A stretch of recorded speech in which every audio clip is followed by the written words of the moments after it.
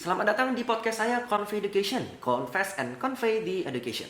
Saya adalah Michael dan bersama saya ada beberapa narasumber yaitu Joy dan Kayla. Boleh kenalan dulu nggak nih? Joy sekarang lagi kelas berapa? Oke, jadi nama saya Joy Fantaria, bisa dipanggil Joy aja. Sekarang saya lagi di kelas 11. Oke, kalau Kayla? Oke, nama saya Kayla dan sekarang saya lagi ada di kelas 10. Oke. Kita akan membahas masalah tentang pendidikan di masa pandemi. Yaudah, kita langsung tanya aja ke pertanyaan yang pertama. Di sini saya catat ada masalah tentang fasilitas seperti koneksi internet atau device seperti HP ataupun laptop. Mungkin Joy bisa memberitahu sedikit masalah yang terkait dengan fasilitas. Oke, jadi saya mendengar kabar ya Mike. Jadi laporan Federal Serikat Guru Indonesia itu menyatakan sebanyak 50% siswa tidak memiliki smartphone. Nah itu saya sendiri tidak bisa membayangkan. Saya tinggal di kota kali ini yang dulunya mungkin kalau lupa bawa buku tulis ke sekolah itu panik ya, udah takut dimarahin guru, takut nggak bisa belajar gitu. Sekarang kalau nggak punya laptop, nggak punya smartphone, bahkan link Zoom yang dikasih tuh kita nggak bisa tahu, nggak bisa masuk sama sekali gitu. Oke. Ya, dan kalau mungkin Kayla bisa membagikan pengalaman pribadinya yang terkait tentang fasilitas. Iya, mungkin menyambungkan dikit dari Joy tadi kan kalau dulu kita lupa bawa buku, mampus gitu. Tapi kalau sekarang lupa beli kuota atau lupa bayar listrik juga bisa-bisa kita juga nggak bisa connect sama sekali kan sama internet. Apalagi dengan sekolah online, sekolah daring seperti ini, semuanya itu ada di internet. Kita bukanya lewat Google Classroom, lewat Zoom. Pastinya semua butuh koneksi internet. Oke. Ya, saya tadi mendengar beberapa istilah-istilah tentang sarana ya seperti Zoom ataupun Google Classroom. Saya ingin tahu sih, sekolah kita ini menggunakan cara seperti apa untuk metode pembelajarannya?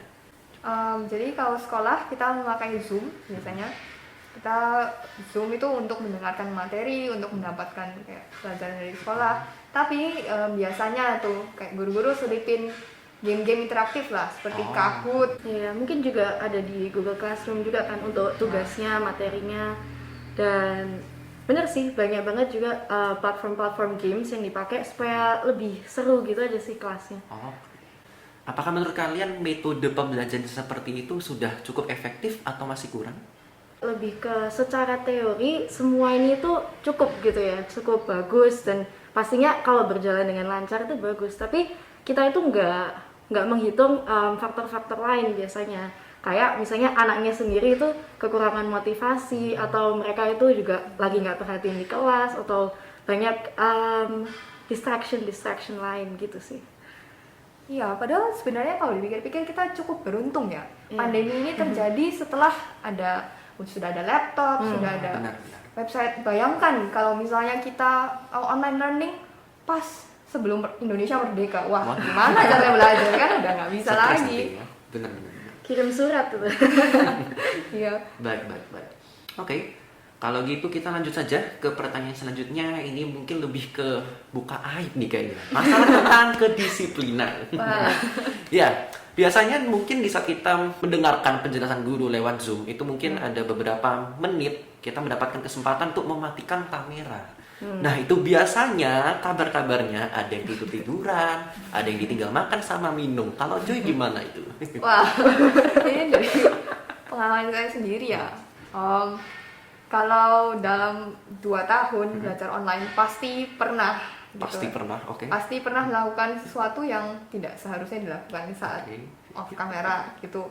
Tapi menurut saya karena ada online learning ini saya belajar lebih disiplin ya, lebih sudah kemauan belajarnya sudah harus lebih tinggi. Jadi bagaimana caranya kita menstruktur supaya misalnya tidurnya nggak kemalaman, supaya besok kalau Zoom itu kan sudah pasti lebih ngantuk daripada biasanya kalau tatap muka ya. Jadi sudah harus diperkirakan sendiri tidurnya lebih cepat supaya besok pagi bangun tuh Zoom itu nggak ngantuk. Seperti itu sih. Gimana kalau Kayla? Kalau misalnya aku sih mungkin bukan untuk makan ya, tapi handphone itu kan selalu ada di sebelah Zoom. Wah, itu notif keluar centeng-centeng, dibaca dulu. Awalnya cuma mau buka, cuma balas ini aja, tapi habis itu ada yang nanya lagi atau malah scrolling IG, scrolling TikTok, udah deh nggak bisa keluar dari situ. Jadinya nggak fokus gitu. Iya, jadinya lebih nggak fokus sih. Ya, selanjutnya ini yang mungkin lumayan pedes. Masalah tentang integritas. Waduh. Ini bagaimana Anda mungkin jujur pas mengerjakan ujian, atau kita memang niat sekolah mau ngerjain tugas sesuai instruksi guru atau sebagainya. Mungkin Joy atau Kayla ada sedikit pengalaman mungkin dari teman-temannya saja deh. Adakah desas-desus atau modus-modus untuk berlaku dengan cara-cara yang tidak benar begitu? Bisa dimulai. Waduh, kayaknya pada takut nyebar air nih. Santai aja, nggak perlu kalau dengar, pastinya baga-baga. Kayaknya sih, ya masalahnya itu ya di tadi itu sih, kejenuhan itu. Jadinya mereka udah nggak fokus, udah nggak punya motivasi. Mereka itu seakan-akan apa sih sekolah itu cuma nilai gini, nilai gitu. Mendingan kalau misalnya aku bisa telepon guru les atau fotoin ini ke teman, nilainya tuh 100, kan itu doang yang kayak yang penting gitu ya kayaknya. Jadi ya mungkin akar dari masalahnya itu lebih di situ itu, karena mereka nggak bener-bener pengen belajar, pengennya ngejar nilai itu aja sih kayaknya. Oke, mungkin memang sudut pandang terhadap sekolah udah bukan sekedar belajar lagi, tapi hanya mencari nilai. Apakah Jo bisa setuju dengan pernyataan tersebut? Kalau menurut saya sendiri, motif buat mencari nilai itu mungkin buat beberapa murid iya, tapi menurut saya enggak. Dan saya percaya beberapa teman saya juga bukan hanya mencari nilai.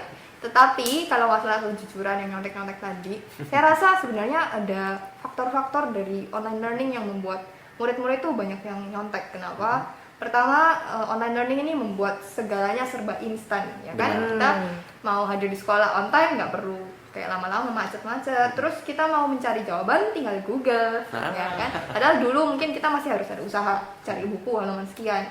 Nah, kalau karena hal tersebut ya mungkin ada beberapa murid yang menjadi malas belajar karena sudah terbiasa dengan keinstanan itu, sudah dimanja dengan Google dan lain sebagainya. Jadi saat ujian pun mereka walaupun tidak ada niat menyontek, akhirnya nyontek gara-gara ya itu sudah simple istilahnya gitu ya. Karena gampang banget ya emang tapi.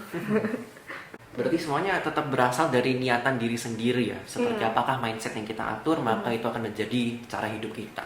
Oke. Ya, mungkin untuk menutupi wawancara ini, adakah beberapa kata-kata yang mau disebutkan? Menurut saya ya, online learning ini sebuah berkat, bisa dibilang gitu. Kenapa saya bisa bilang gitu? Ya, banyak sih tantangan-tantangan yang harus dilalui, tapi dia mengajarkan kita salah satu aspek penting, ya aspek-aspek dan karakter-karakter yang penting, seperti yang tadi disebutin sama Michael, ada kejujuran. Nah, itu kan kita juga harus belajar dari rumah, juga tentang self-disiplin, bagaimana caranya kita mengatur waktu kita supaya kita tidak tidur kelas, bagaimana cara menghindari keinginan untuk bermain HP dan lain sebagainya. Jadi kayak kedewasaan kita itu diuji secara individu ya, yang biasanya mungkin kita dikejar-kejar sama orang lain, cuma di masa online learning ini kita mungkin kayak lebih harus bisa independen. Tepat banget. Oke. Ya kalau Kayla? Kita itu running the same race, tapi orang-orang pasti pace-nya beda dan ujung-ujungnya juga bisa aja hasilnya beda. Oke. Nah, dan saya ada satu hal lagi yang saya mau tambahkan. Banyak murid saya percaya suka memberikan kritikan atau mungkin mengeluh ya saat pasti online. Pasti banyak. Saya percaya kita bertiga juga pernah mengalami hal seperti itu.